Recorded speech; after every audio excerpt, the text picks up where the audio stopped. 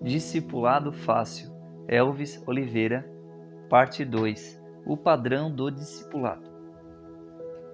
O propósito de Deus.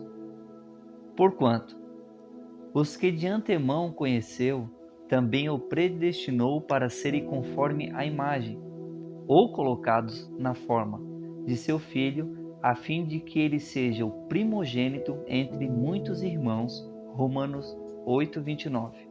O propósito eterno de Deus é ter uma família numerosa, com muitos filhos iguais a Jesus. Em João 1,14, vemos Jesus se colocando como unigênito, ou seja, o único filho do Pai.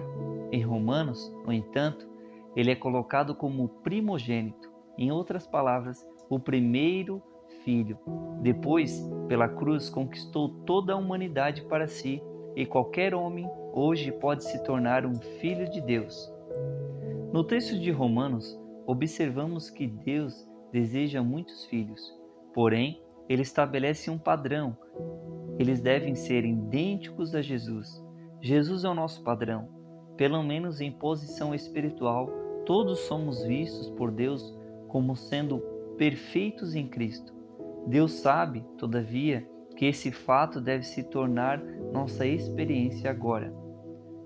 Para esse fim, Deus constituiu o ministério na sua casa para cooperar com o Espírito Santo, conduzindo seus filhos à estatura de Cristo. Efésios 4, do 11 ao 14.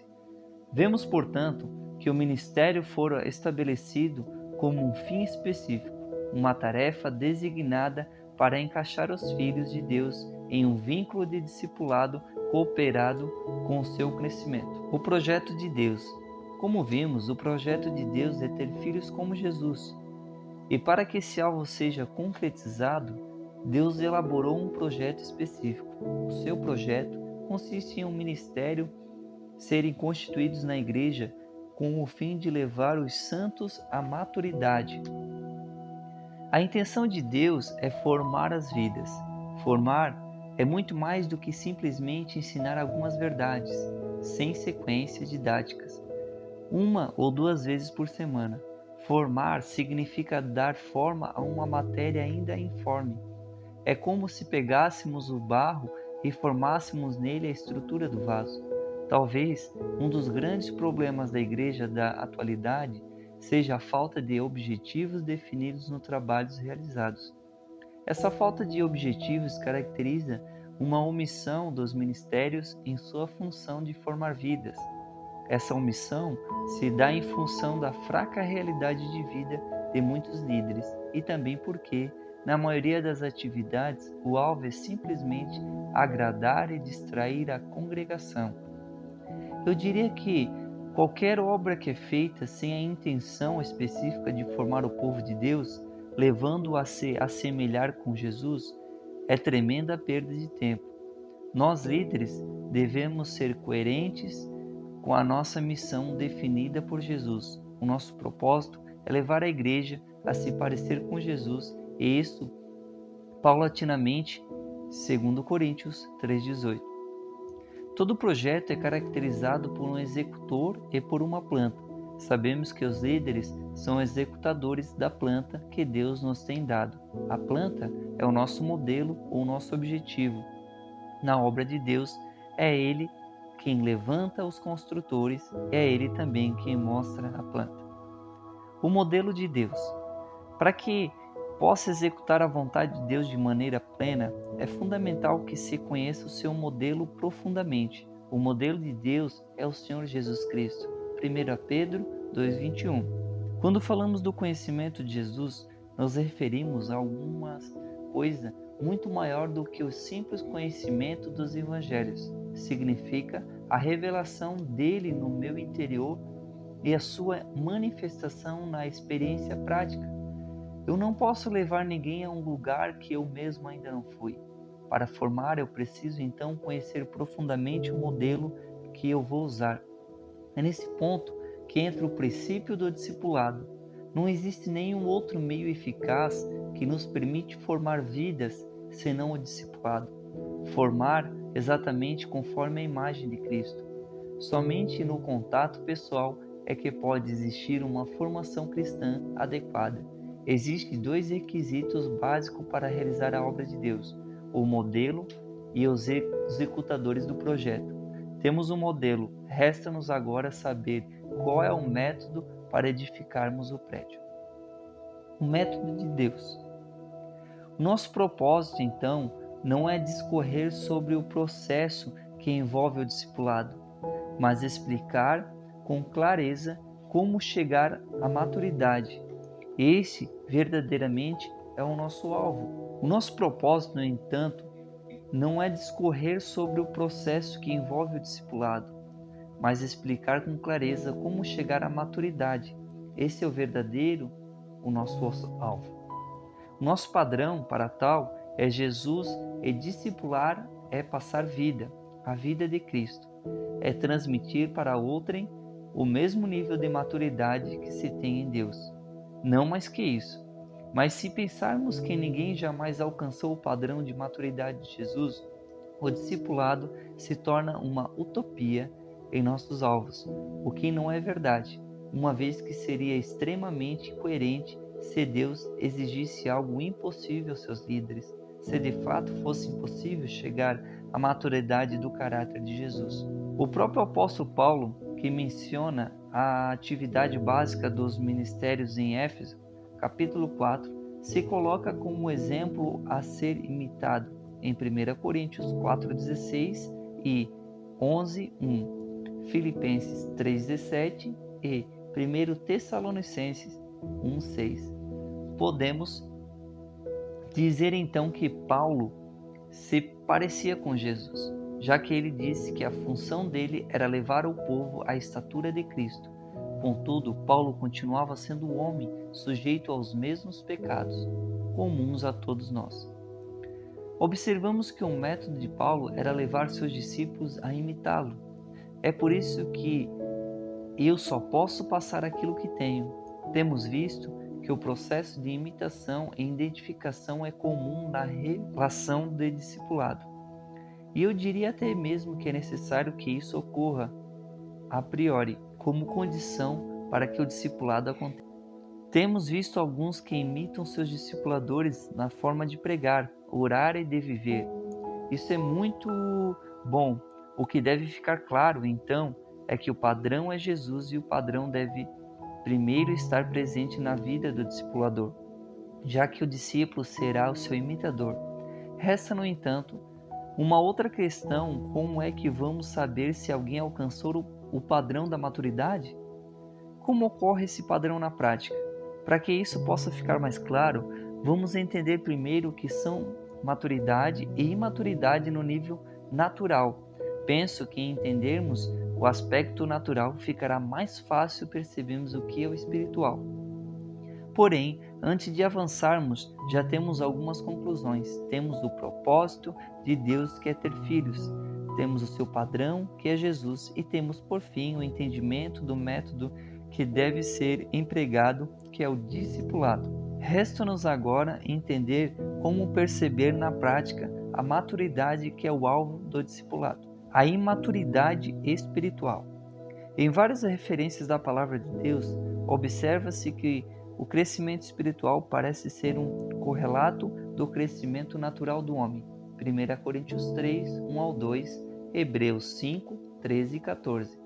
Parece então coerente que, se entendermos o que é imaturidade natural, poderemos deduzir o que seria similar àquela, que é o espiritual. Em 1 Coríntios 13, 11, Paulo nos diz que quando ele era menino, falava, sentia, pensava como um menino, mas quando chegou a ser adulto, desistiu das coisas de menino. Baseados nisso, podemos dizer que a imaturidade pode ser observada no falar, no sentir, no pensar de alguém. Diante disso, se faz necessário comparar algumas características próprias da criança com o espiritualmente maturo, segundo a psicologia. No falar, não consegue expressar adequadamente os conflitos interiores, se está com medo, tem febre, diarreia, se está ansioso, dói-lhe o estômago. Fala sempre do que lhe vem à cabeça, não pondera. É chantagista, se não consegue o que quer, fica emburrada. Fala de seus sonhos e fantasias como se fosse realidade. No pensar, vive despreocupadamente como se amanhã não existisse. É extremamente egoísta, pensa que o mundo existe por causa dela, tudo deve girar em torno dela. Não tem senso de limite. Tudo aquilo que pensa quer que seja realidade imediatamente. Possui pensamentos mágicos. Pensa que tudo pode acontecer num simples passe de mágica, como se não se exigisse esforço algum. No sentir, não consegue dominar as próprias emoções, não consegue se colocar no lugar do outro, julga com muita facilidade, não consegue fazer nada sozinho, sempre tem de ser acompanhada. Tudo que é novo, ser desafiante, lhe causa medo e entra em pânico. É externamente preocupada com a opinião de outros. É preocupada demasiadamente com seu corpo. Não é capaz de dar sem receber algo em troca. Parece ela amar é trocar, é egoísta. Além desses pontos, podemos ainda salientar o pensamento onipotente da criança, que se acha capaz de todas as coisas, não consegue ter um senso crítico adequado, a sua percepção da realidade é completamente afetada em função da sua tendência de idealizar o que é bom e depreciar completamente aquilo que não está de acordo com o seu desejo. Como se pode observar, a imaturidade natural está intimamente relacionada com o espiritual. Na verdade, é muito difícil fazer uma distinção entre maturidade natural e espiritual, visto que as realidades espirituais devem ser expressas na existência cotidiana ou natural do indivíduo. Observando atentamente cada característica da criança, vamos constatar que em todas elas o ego é colocado no centro. Podemos afirmar que a centralidade no ego é a origem não só dos pecados, mas também de toda atitude que, mesmo não sendo pecaminosa, é inconveniente. Pode-se afirmar então que toda imaturidade é caracterizada pelo fato do ego estar no centro de nossas vidas. Sendo assim, o padrão de maturidade adequado seria aquela que devolve ao ego a sua posição original, como Deus planejou. A grande questão de nossa vida é renunciar ao ego. Quando se entra nesse princípio, está entrando no princípio da maturidade. Baseando nesse entendimento, observe-se que é o correto afirmar que a maturidade não é um lugar que eu devo alcançar, mas sim um processo no qual eu devo estar inserido. Exemplo: Paulo prossigo para o alvo. Ao usar o conceito maturidade, não estou referindo-me a um nível tão elevado em que não se precise aprender mais, mas ao fato de que uma das características do amadurecimento é o estar sempre aberto para aprender com alguém. Temos agora 3 fatos. O primeiro é que Jesus é o padrão. O segundo é que o discipulador deve ser o padrão para que o seu discípulo o imite, como vimos pelo exemplo de Paulo. Por fim, temos a conclusão de que o princípio bíblico da maturidade é a renúncia do ego. A isso chamamos princípio da cruz. Se a nossa conclusão é verdadeira, devemos observar que na vida de Jesus esse princípio estava em operação, ou seja, a vida de Jesus, narrada nos evangelhos, foi uma vida de cruz. Sendo assim, cai por terra o entendimento de que é impossível alcançar a estrutura da maturidade, descrita em Éfesos 4, do 11 ao 14. O padrão é Jesus. Sabemos que na cruz, Deus resolveu todo o problema do homem, o problema da condenação, do pecado, do poder do pecado e do poder para se viver sob a sua vontade. É impossível que se fale de maturidade sem se referir à cruz de Cristo. Queremos nos deter no momento apenas ao aspecto que está relacionado à renúncia de si mesmo no dia a dia. Jesus não apenas morreu numa cruz, ele viveu uma vida de cruz. Toda a sua vida foi caracterizada por uma renúncia completa do próprio eu. Ele viveu a sua vida pelo princípio da cruz, e isso nos fala de uma completa dependência de Deus. Não interessa mais se algo é bom ou se é mal, se é correto ou pecaminoso. O que interessa saber é se isso se trata da vontade de Deus ou não. O princípio da cruz é o processo que nos leva à maturidade. Percebe-se pela vida de Jesus que o processo de Deus para tratar com o nosso ego segue um certo padrão, uma ordem. Se falharmos em um aspecto, Deus vai repeti-lo até que sejamos aprovados. Na escola de Deus, ninguém pula cartilha, nem compra nota. Em João 5,19, 5,30 e 8,28, vemos Jesus testificando claramente em sua posição de completa dependência do Pai. É o princípio da cruz em operação. Antes de avançarmos nesse entendimento, vamos observar melhor o que é negar a si mesmo. 1. O negar a si mesmo não é a completa anulação da vontade. E isto, evidentemente, seria impossível. Trata-se antes de uma renúncia definida quando minha vontade quer seguir a outra direção diferente da vontade de Deus. Significa que a vontade de Deus deve prevalecer e não a minha própria. 2. Negar a si mesmo não é se tornar um alienado. Muitos fogem da realidade recriminando, como que se tudo estivesse errado e proibido, e criam uma nova filosofia que os leva à loucura. Isso, além de ser perigoso, constitui um sintoma de fuga neurótica e Jesus nunca disse tal coisa. 3. Negar a si mesmo não é vida de ascetismo.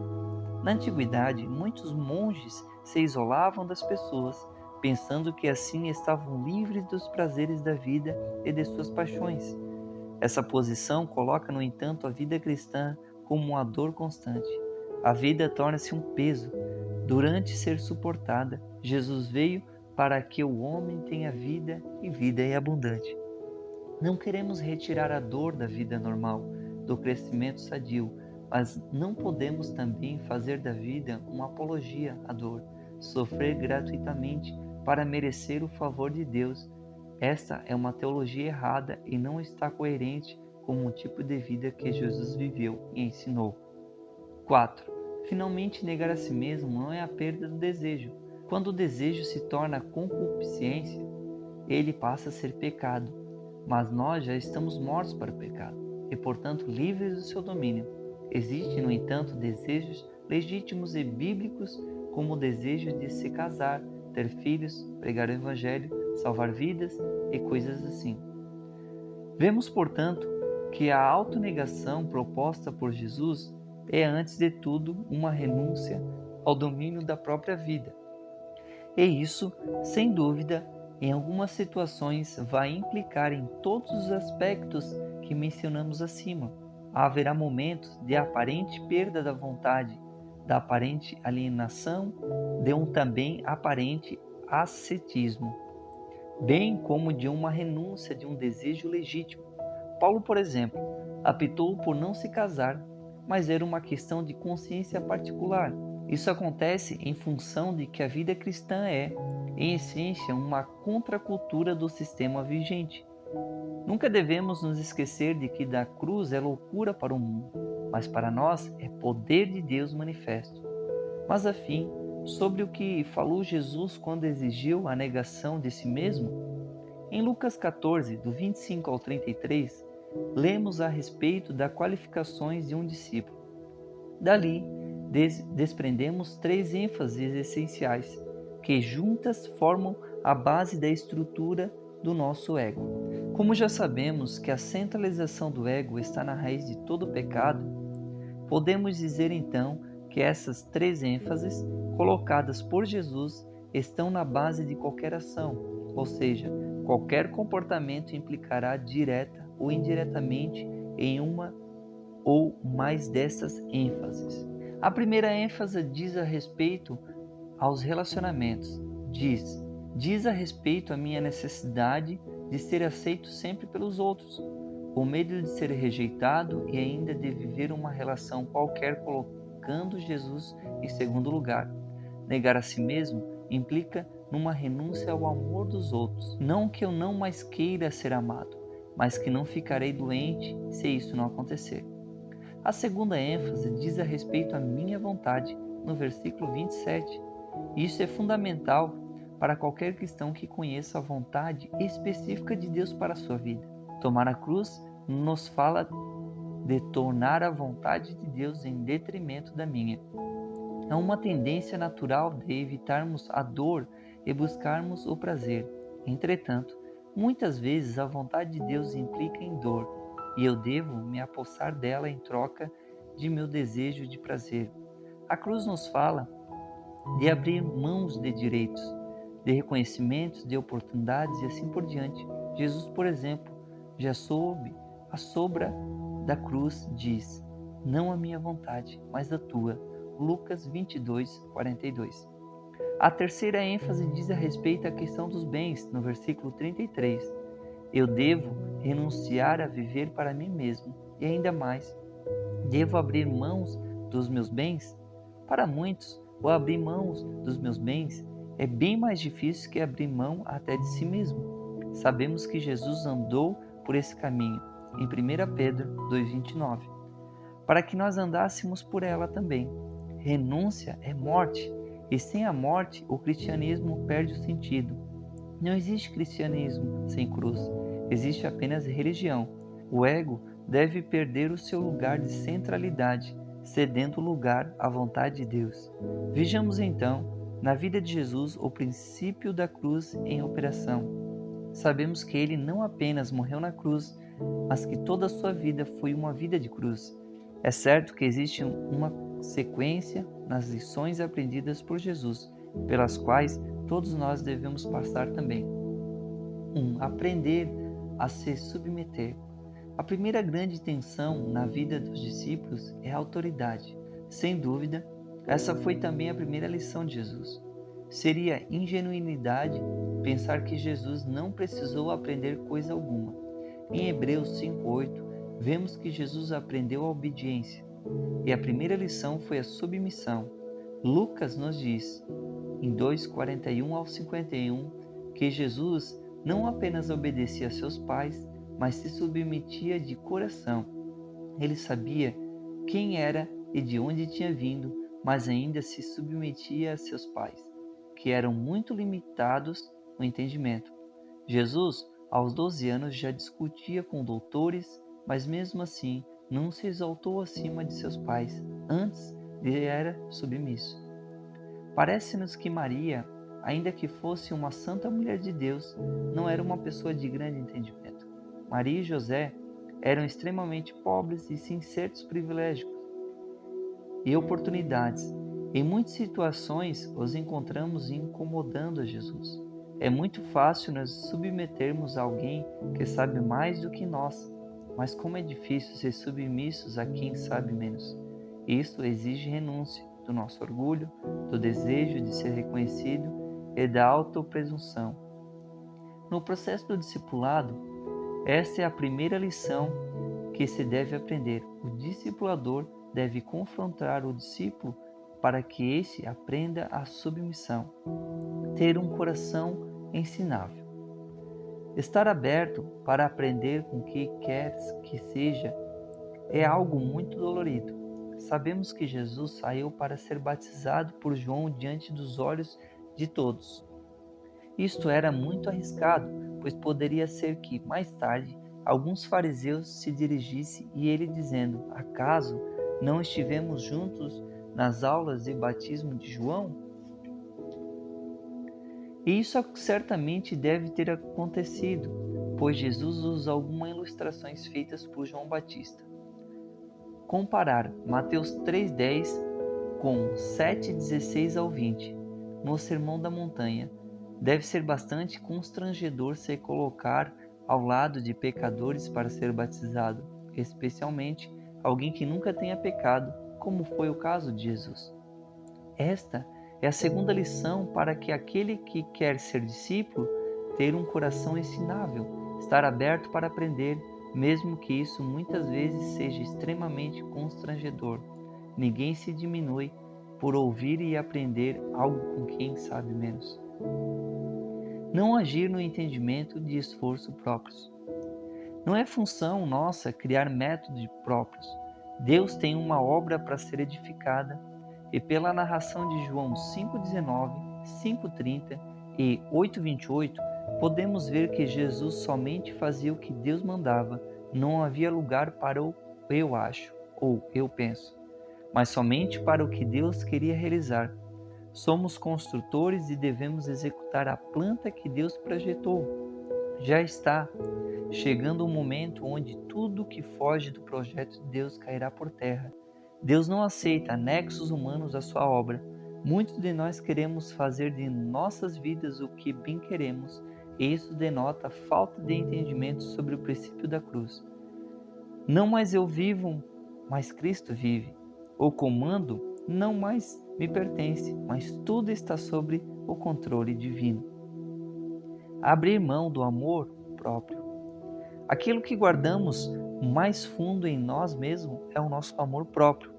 O medo de sermos prejudicados, feridos, magoados e coisas assim, que nos apavoram muito. Pedro, ingenuamente, em Mateus 16, 21 ao 24, incitou Jesus a ter dó de si mesmo, julgando com isso estar fazendo um ato de amor. Jesus, no entanto, foi severo como raramente o vemos na Bíblia, e exatamente em função de ter sido tocado numa das áreas sensíveis do homem, o amor próprio. É propósito de Deus que alcancemos o nível em que abramos mão até mesmo da própria vida. Quem amar a sua vida, perdê-la. O discípulo passa a viver para agradar ao seu Senhor. O direito que temos é de amá-lo. Rejeitar a glória humana. Jesus poderia ter sido coroado rei de Israel em João 12, do 12 ao 28, mas ele preferiu a vergonha da cruz porque esta era a vontade de Deus. Não pensemos que não foi tentador para Jesus aquela posição, certamente o foi. Ele, no entanto, por conhecer a vontade de Deus, não se deixou levar pela aparente glória humana. A grande questão da vida diz a respeito ao despojo a ser reconhecido, visto e admirado. Os fariseus é que faziam obras com o fim de serem vistos pelos homens. Daí a reprimenda severa de Jesus contra eles. Temos, portanto, de abrir mão da glória humana em buscar a vontade de Deus. A completa obediência. O plano de Deus é que cheguemos, como Jesus, à completa obediência.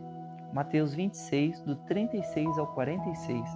Deus não obrigou Jesus a ir para a cruz. No Getsemane, Jesus orou até saber a vontade de Deus. Quando Deus revelou que a sua vontade era a cruz, Jesus se levantou e caminhou para lá. O princípio da cruz não está relacionado com a questão do pecado apropriado dito, mas sim com aquilo que, mesmo não sendo pecaminoso, deve ser abandonado ou colocado em segundo plano. Fazer o que Deus quer, eis a questão.